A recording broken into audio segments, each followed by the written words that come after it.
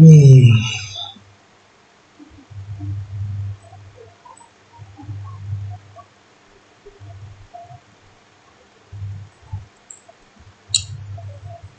Okay guys, welcome to this video. This is a quick video I'm doing for Adrian. How are you, my man? I'm just gonna show you the lighting setup for the scene.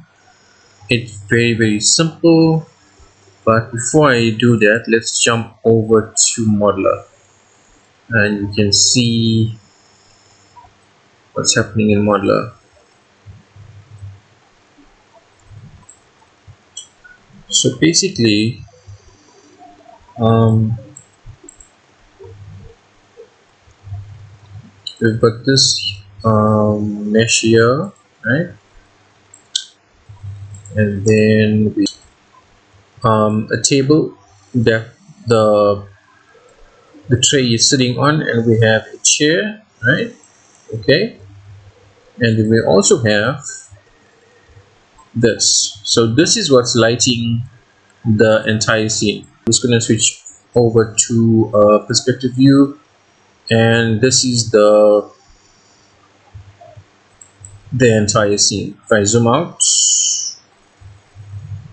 that's the scene. So that's it. There's no HDRI. So let's go find that light. So where is that light? Okay, so we have one light in the scene. Okay, um let's put the shadows on. So effect diffuse, specular, distant light at 70% with 5% ambience. And if we go to my let's switch back onto VPR, and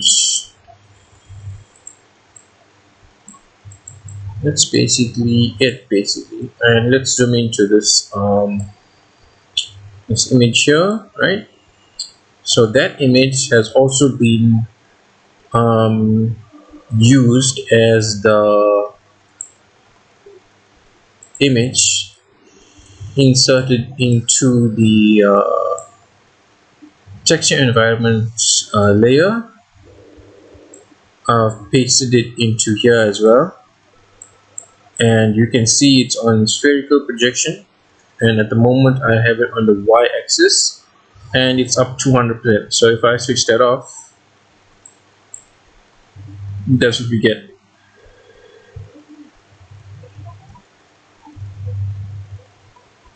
Okay, so let's just go back to our serving tray.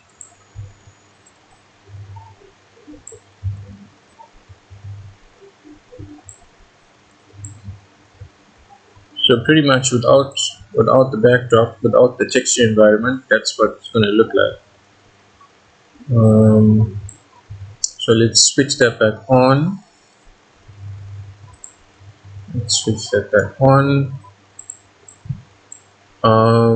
Render globals look like this. All right.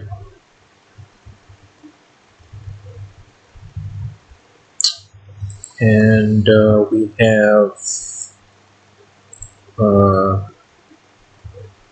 ray trace shadows, ray trace transparency, ray trace reflection, ray trace refraction, recursion limit on the ray set to 6 and 6, shading samples 4, lighting sample 1. Okay. Pay attention to the small details, like if you look at the chair that's in the front over here, right? I have a 4% reflection blur on that chair, right?